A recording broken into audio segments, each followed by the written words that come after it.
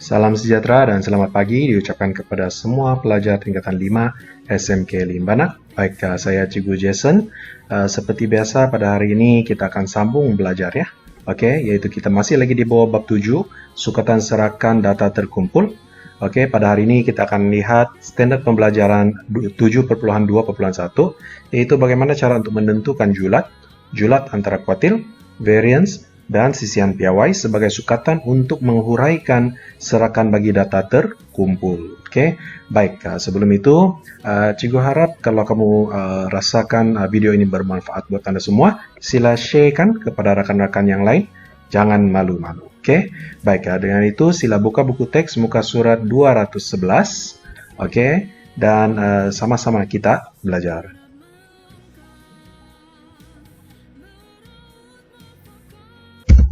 Baik, kita sekarang berada di tajuk 7.2 yaitu sukatan serakan.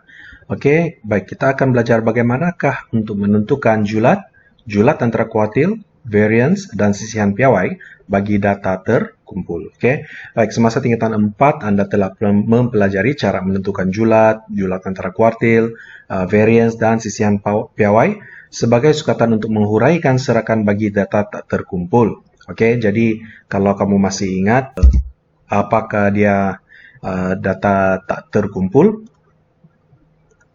Nah, ini dia. Oke, inilah yang kamu pelajari sewaktu tingkatan 4 dahulu lah. Oke, dia bagi satu data yang yang rawak. Oke, so ini adalah data tak terkumpul. Dan ketika itu kamu sudah pelajari semua inilah. Oke, Cikgu harap kamu masih ingat. Oke, waktu tingkatan 4 dahulu, kamu sudah belajar. Oke, kamu sudah belajar julat, kamu sudah belajar tentang kuartil, kamu telah pelajari variance, dan juga sisihan piawai. Tapi untuk data tak terkumpul. Oke. Baik, so kita akan teruskan dengan merujuk kepada contoh dalam buku teks di muka surat 211. Oke. Baik, di bawah contoh 9 ini ya. Oke, kita perhatikan. Pak Hamidi telah mencatatkan jisim buah nanas yang dipetik dari kebunnya. Jadwal kekerapan dan ogif yang berikut menunjukkan data yang diperolehinya. Jadi, tentukan julat antara kuartil bagi data tersebutlah. Oke, di sini ini dia telah berikan kamu jadwal. Jadwal ini menunjukkan jisim bagi buah nanas ya. So, untuk selang kelas yang pertama ini adalah jisim daripada 400 gram sehingga 499 gram. Yaitu ada berapa biji? Ada 6. Oke. Lepas tu 500 hingga 599 gram ada 12 dan seterusnya lah. Oke. So, daripada data ini kita perolehi satu ogif seperti yang ditunjukkan dalam contoh inilah. Oke, yaitu graf kekerapan longgokan melawan jisim nanas. Oke, so ini adalah ogif ya lah. Oke, baik. So, balik kepada soalan. Apa yang disuruh kita buat? Dia suruh kita tentukan julat antara kuartil bagi data tersebut. Oke, baik. Cikgu kecilkan dahulu paparan ini. Oke, untuk permintaan yang pertama, yaitu soalan dia minta kita cari julatnya. Oke, kalau kamu masih ingat, oke, apakah dia julat? Julat ialah titik tengah klaster tinggi. Coba kita perhatikan dalam jadwal. Oke. Nah, ini dia. Kelas yang tertinggi ya. Oke, kemudian kita tolak dengan titik tengah klaster rendah. Oke, mana satu yang paling rendah? Oke, yang ini ya. Oke, yang ini. Oke, jadi bagaimanakah cara untuk mencari titik tengah pula? Kalau kamu perhatikan, kalau kamu masih ingat, cara untuk mencari titik tengah, kita ambil had atas, tambah dengan had bawah, kemudian kita bahagi dengan 2. Oke, itu sahaja formula dia.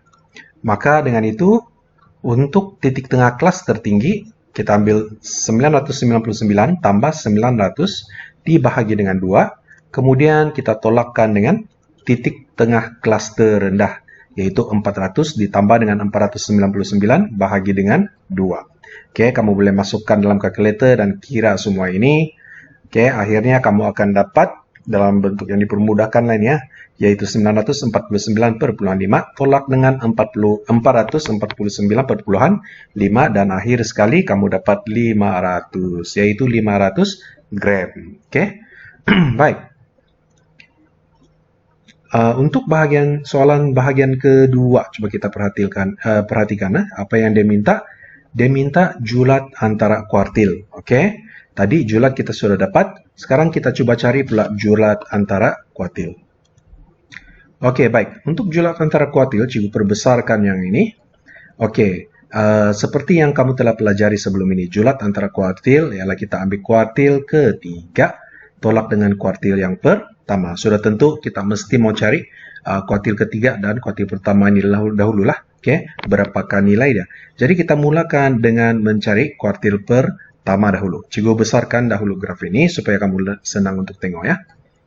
Oke, so inilah OGIF yang telah cikgu besarkan tadi. Oke, daripada OGIF ini kita kena tentukan dahulu di manakah kedudukan kuartil yang pertama. Oke, masih ingat lagi apa formula untuk mencari kedudukan kuartil yang pertama? Ya, betul. Oke, untuk kuartil pertama, cara untuk mencari dia adalah Q1 sama dengan 1/4 N. 1/4 darab dengan N. Ataupun kalau kamu tengok di buku teks, dia N/4. Sama sahaja maksudnya. Dan yang penting kamu kena ingat N ini adalah jumlah kekerapan. Yang N ini ya. Oke, dan dari paragraf ini, di mana kita boleh nampak jumlah kekerapan dia? Oke, kita ambil nilai kekerapan longgokan yang tertinggi itulah. Oke, maka itulah dia punya nilai N. Maka kalau kita gantikan nilai N ini dengan 80, oke, kita akan dapat 1/4 darab dengan 80 sama dengan 20. Oke, jadi kita carilah. Ini adalah kedudukan kuartil yang pertama, bukan nilai kuartil pertama ya. So, untuk kedudukan kuartil yang pertama nih, yaitu pada kekerapan longgokan sama dengan 20, kita coba perhatikan di manakah kedudukannya. Oke, di situ ya. Oke, jadi apa yang kita buat? Seperti yang telah kamu ketahui, kita gariskan, buat satu garisan melintang sehingga ianya menyentuh OGIF yang yang ada pada graf inilah. Kemudian apabila dia menyentuh OGIF tersebut, barulah kita buat satu garis menegak ke bawah. Oke, dan kemudian kita coba tentukan nilai dia. Jadi daripada graf ini, nilai di sini ini, oke, ialah 614,5. Oke, baik. Setelah selesai mencari Q1, oke, ini adalah nilai bagi Q1 lah, 614,5. Oke, baik. Selepas mencari Q1, apa yang kita buat? Oke, kita teruskan cari kedudukan Q3. Oke, kita sudah dapat Q1, sekarang kita mau cari Q3, tapi kita tentukan dahulu di manakah kedudukan Q3 ini. Oke, untuk rumus bagi Q3, seperti yang telah kamu pelajari, untuk mencari kedudukan Q3, kita ambil 3/4 darab dengan N, ataupun 3/4 N lah. So, N ini sekali lagi kita ganti dengan 80, maka kita akan dapat 3/4 darab 80, yaitu kedudukannya di mana? Di 60. Maka kita rujuklah di kekerapan longgokan di sini. Oke, jadi ini dia kedudukan dia. Jadi apa yang kita buat? Kita buat garisan melintang sehingga menyentuh OGIF. Kemudian kita lakarkan satu garis menegak turun.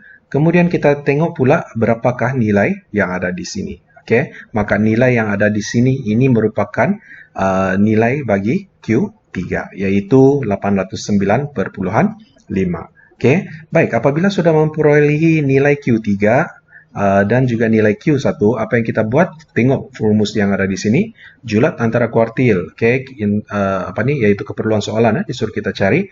Cara dia adalah kita tolakkan sahaja Q3 tolak dengan Q1, yaitu yaitu Q3 sama dengan 809,5 dan kita tolak dengan Q1 yaitu 614,5. Akhir sekali kita akan dapat jawaban 195 gram nanas. Oke, so apakah yang dia dimaksudkan dengan julat antara kuartil bagi nanas ini? Yaitu kita dapat 195 gram. Oke, kesimpulan dia ataupun rumusan dia. Oke, beza antara jisim bagi nanas yang paling berat dengan nanas yang paling ringan. Oke, kan kita ambil kuartil pertama kan, yaitu bahagian yang paling ringan lah itu. Oke, kuartil yang pertama, beza dia dengan yang paling berat berada dalam 50%. Kalau kamu perhatikan di sini, oke, dia berada di tengah-tengah, nampak? Oke, berada di tengah-tengah. So, bahagian tengah taburan dia adalah di sebelah sini ini, oke, taburannya adalah 195. Oke, jadi ini tidak beza dia lah, yaitu beza di antara 809,5 dengan beza di antara 614,5. Maka disinilah taburan bagi jisim nanas tersebut. Oke, julatan terkuatnya bagi jisim nanas tersebut. Oke, baik, kita teruskan. Oke, seterusnya kita akan perhatikan, kita akan pergi kepada muka surat 212 ya. Oke, so sekarang kita coba perhatikan pula bagaimana cara untuk mencari variance dan sisihan piawai. Cikgu percaya yang ini adalah rumus yang sangat familiar, yang kamu sangat familiar. Oke, seperti pernah lihat, ya betul, ini adalah rumus untuk mencari variance lah. Oke, dan variance ini biasanya ianya diwakili oleh simbol sigma kuasa 2. Oke, sigma kuasa 2. Oke, maka inilah rumus dia. Bagaimana cara untuk menggunakannya? Kita akan lihat sebentar nantilah. Oke, dan kemudian untuk mencari sisihan piawai, oke, kalau kamu perhatikan simbol dia adalah sigma. Oke, baik. Apa yang kita perlu buat nanti, kita akan lihat contoh lah kan. So, apa yang kita akan perlu buat nanti, kalau kamu perhatikan untuk variance dia kuasa 2, untuk sisihan piawai dia adalah sigma sahaja. So, sebenarnya dia puncakan jawaban bagi variance untuk dapatkan jawaban sisihan piawai itu sahaja. Tapi tidak perlu risau, nanti kita akan lihat contoh demi contoh. Oke, baik. Di mana dengan keadaan X sama dengan titik tengah bagi selang kelas, dan F ialah kekerapan. Yang ini kamu kena ingat, Oke, X adalah titik tengah. Right? Oke, tidak kira apa sekali data yang dia bagi. Oke, jadwal yang kita dapat. Oke, X ini kita wakilkan dengan titik tengah selang kelas. F pula adalah kekerapan, manakala X bar itu adalah min data. Tolong hafal simbol-simbol ini ya. Oke. Jadi, kamu boleh lihatlah. Variance ialah purata kuasa 2 bagi beza data dengan min. Oke, manakala sisihan piawai pula ialah ukuran serahkan data pada min yang diukur dengan unit yang sama dengan data yang asal. Oke, baik, kita akan lihat contoh bagaimana untuk selesaikan soalan. Baik, masih lagi di muka surat 212, kita perhatikan contoh ke-10 ini. Oke, jadwal kekerapan di bawah menunjukkan isi padu air dalam liter terhampir yang digunakan dalam sehari bagi sekumpulan isi rumah di sebuah kawasan perumahan. Oke, so apa yang dia minta? Dia minta kita hitung variance dan sisihan piawai bagi data tersebut. Oke, baik. So, jadwal ini. Oke, dia bagi kepada kita. Dan kalau kamu perhatikan, ini yang merupakan data terkumpul. Macam mana kita tahu? Data-data itu, oke, nampak ada selang-selang kelas ini. Dia kumpulkan dalam bentuk kelas-kelas lah. Oke, so ini adalah dia punya jadwal. Dan bilangan keluarga. Oke, yang yang menggunakan air untuk satu hari ya. Oke, yaitu untuk 150 sehingga 159 liter ada 8 orang. Ada 8 isi keluarga lah. Oke, 160 sehingga 169 ada 12, 170 sehingga 179 ada 15 dan seterusnya. Oke, dan daripada jadwal ini juga kita tahu bahwa bilangan, bilangan ini sebenarnya ialah dia punya kekerapan. Oke, baik. Untuk mencari variance, permintaan soalan yang pertama ialah kita mau cari variance. Jadi apa yang kita kena buat di sini ialah kita kena ubah sesuai jadwal di atas ini kepada keadaan yang menegak lah. Masih ingat lagi? Oke, masa kita belajar macam mana untuk melukis graf Ogif kan? Kita sudah belajar macam mana untuk ubah sesuai suatu jadwal itu dalam keadaan menegak. Oke, dengan menambah lajur kekerapan, F, titik tengah, X, kemudian kita tambah lagi lajur Fx, tambah lagi X kuasa 2, dan tambah lagi Fx kuasa 2. Kenapa kita mau cari semua nilai-nilai ini? Sebenarnya, kalau kita rujuk balik formula untuk variance, yaitu sigma kuasa 2, coba perhatikan ya, ini adalah rumus untuk variance, dia memerlukan kita untuk mencari jumlah Fx kuasa 2 per jumlah F dan ditolak dengan min kuasa 2. Jadi, F ini kalau kamu tengok ada kaitan lah, ada keperluan untuk kita cari untuk memenuhi rumus ini. Maka manakala X pun sama, lepas tu Fx pula kita akan gunakan untuk mencari min nanti. X bar ini adalah min. Lepas tu kenapa kita perlu wujudkan X kuasa 2 dalam jadual nanti? Sebab ada X kuasa 2 dan juga Fx kuasa 2. Baik, jadi dengan menggantikan jadual di atas ini ataupun mengubah suai jadual di atas ini dalam keadaan yang menegak, maka jadual yang kita coba cari itu adalah yang inilah. Jadi coba perhatikan isi padu air dalam unit liter. Dia di sebelah sini. Kekerapan yaitu bilangan keluarga. Kita wakilkan dengan huruf F. Lepas tu titik tengah X ini kita kena cari. Fx kita kena cari. Kenapa? Sebab untuk memenuhi keperluan formula itu bagi kita membantu kita mencari variance dan sisihan piawai nanti. Kemudian X kuasa 2 dan akhir sekali Fx kuasa 2. Jadi apa yang kita buat? Kita isi dahulu selang kelas bagi isi padu air ini. Kita salin sahaja. Ini kita salin pergi di sini. Kemudian ini pun kita salin pergi sini dan seterusnya lah. Kemudian kita salin juga kekerapan dia 8 untuk selang kelas 150 hingga 159. Kemudian 12. Kemudian 15 dan seterusnya. So 2 ini kita main salin sahaja ya.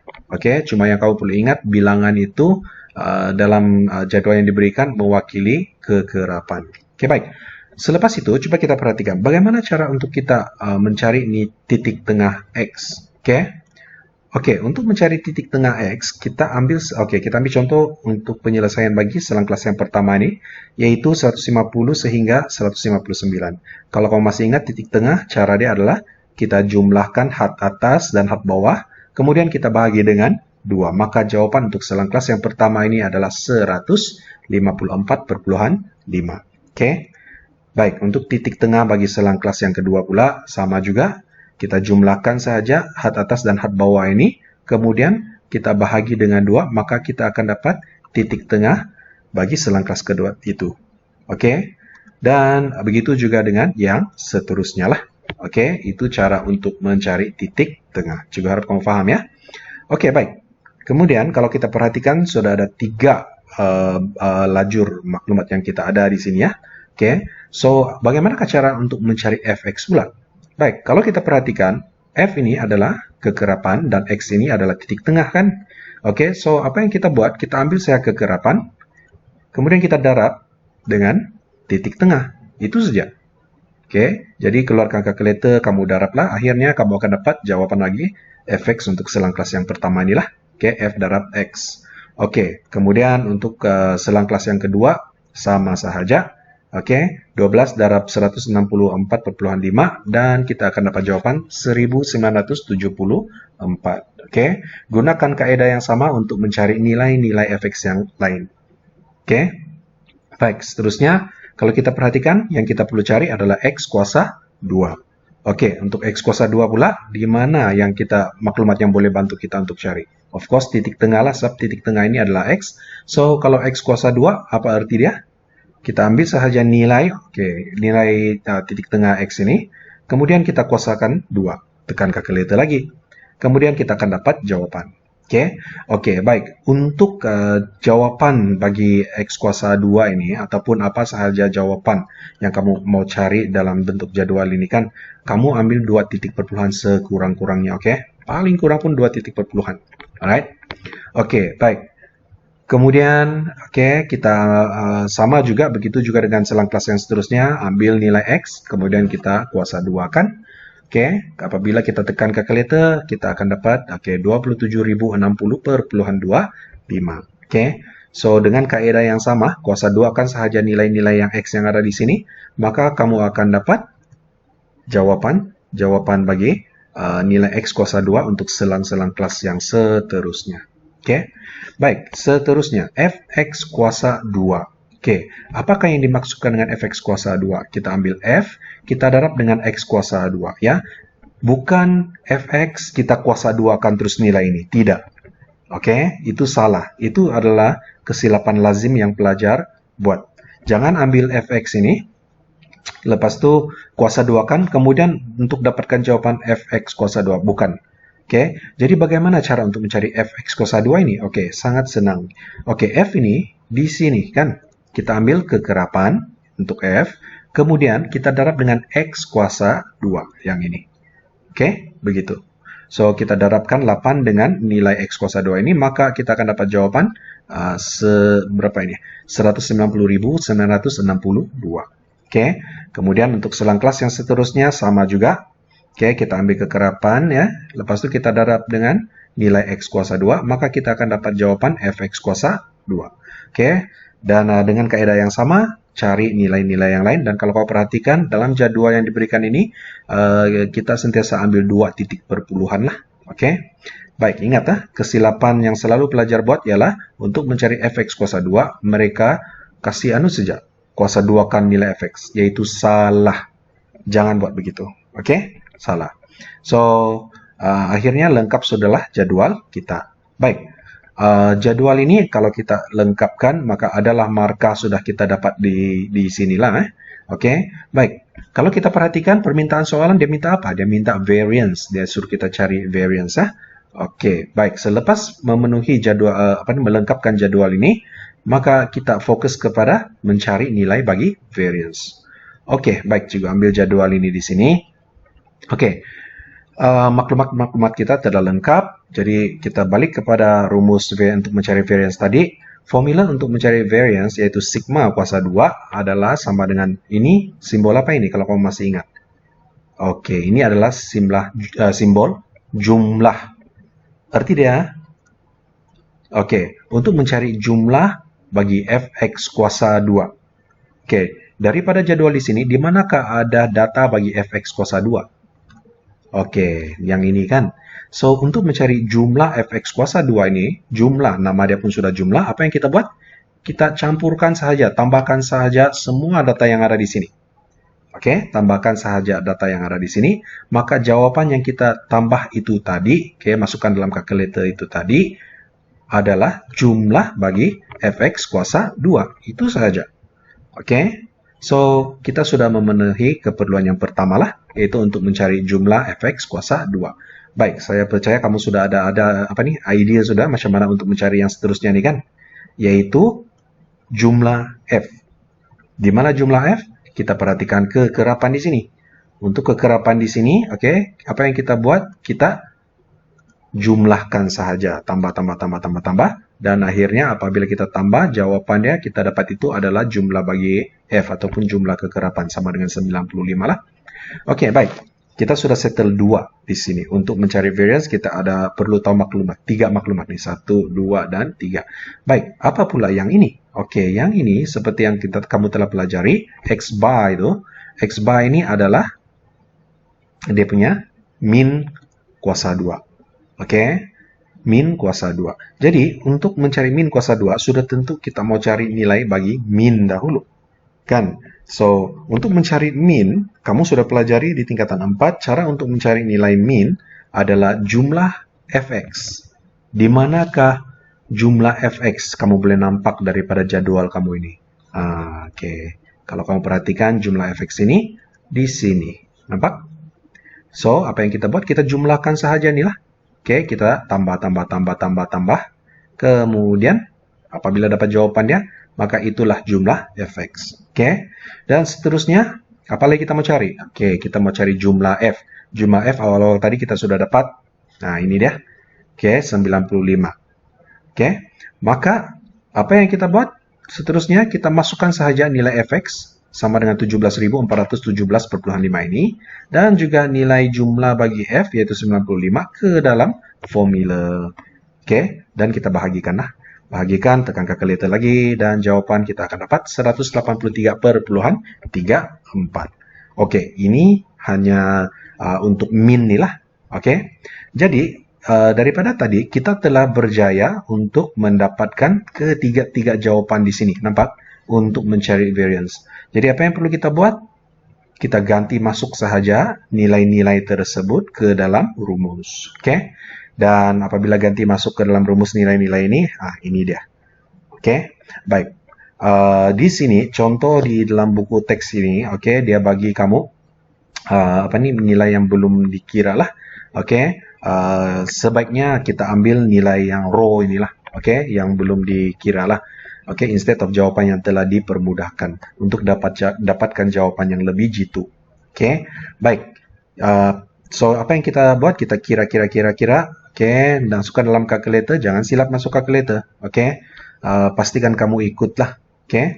Jadi jawapan akhir dia adalah 229,19, oke, yaitu untuk jawaban variance ini kita boleh betulkan dia kepada 2 tempat perpuluhan, oke. Baik, di sini point to take note, oke. So kamu kena untuk jawapan yang lebih tepat, oke, min dia di sini kita ambil nilai yang belum diselesaikan lah, oke, yaitu raw, yang nilai yang raw ini, oke, masukkan ke dalam dan kita kira sekali dengan calculator, barulah kita bundarkan jawapan tersebut kepada 2 titik perpuluhan. Alright, maka kita telah berjaya untuk memperolehi nilai variance. Oke, kemudian soalan dia minta kita cari variance dan juga sisihan piawai kan? Oke, baik. So ini adalah langkah kerja untuk mendapatkan sisihan untuk variance seperti yang tertera dalam buku teks kamu itulah. Oke, kamu boleh nampakkah? Cikgu salin sahaja balik di sini. Jadi, untuk mencari sisihan piawai, kalau kamu ingat rumusnya, ya ini kan. Oke, jadi sebenarnya apa yang perlu kita buat sebenarnya di sini adalah kita hanya ambil nilai bagi variance. Oke, sama kan rumusnya di dalam ini. Yaitu 229,19 dimasukkan ke sini. Dan punca kuasa 2 kan sahaja. Oke, untuk variance, yang ini sigma kuasa 2, jangan pula kamu pandai-pandai pergi kasih hilangkan kuasa 2 dia ini, pindahkan ke sebelah jadi punca. Jawapan kalau kamu pindahkan ke sebelah jadi punca ini, jawapan dia kamu akan dapat nilai sebenarnya sisihan piawai, bukannya nilai variance. So, variance ini biar kekalkan simbol sigma kuasa 2 itu sebagai jawapan di sebelah kiri ini ya. Oke, kekalkan sahaja sigma kuasa 2. Oke, baik. So, kita gantikan nilai variance ke dalam sini. Oke, biasanya kita akan ambil nilai raw lah. Oke, nilai yang raw yaitu untuk yang di sini yang belum dibundarkan. Itu maksud cikgu yang raw tuh. Oke, yaitu 229,1856. Oke, kemudian kita masukkan ke dalam sini. Maka ini dia. Oke, ini jawaban yang dalam buku teks ini dia bagi lebih panjang lagi. Oke, it's okay. Oke. Dan kemudian selepas dapat jawapan kita, oke, ini jawabannya yang kamu perolehi daripada calculator. Apa yang kita buat di akhir yaitu untuk dapatkan jawapan akhir sisihan piawai, kita hanya betulkan kepada 2 tempat perpuluhan. Oke, maka itulah cara-cara bagaimana untuk mencari variance dan juga sisihan piawai bagi suatu data yang terkumpul. Baiklah, dengan itu cikgu tamatkan sesi pembelajaran kita pada hari ini. Itu sahaja yang kita cover pada hari ini sebab kita ada 2 masa yang sangat pendek ya. Oke, so cikgu harap kamu sudah fahami apa yang telah cikgu sampaikan. Seperti biasa, kalau ada masalah untuk faham, oke, sila PM dengan cikgu, WhatsApp dengan cikgu lah. Oke, kemudian nanti kita akan cari penyelesaiannya, cikgu akan tunjukkan penyelesaian bagi masalah tersebut. Jangan lupa tengok pada Google Form yang cikgu berikan itu, ada latihan ataupun kerja rumah dan ada contoh-contoh penyelesaian soalan-soalan lain di sana. Oke, so cikgu harap kamu akan lihat semua itu, kemudian dan buat soalan kerja rumah. Dan dengan itu cikgu ucapkan sekian dan terima kasih.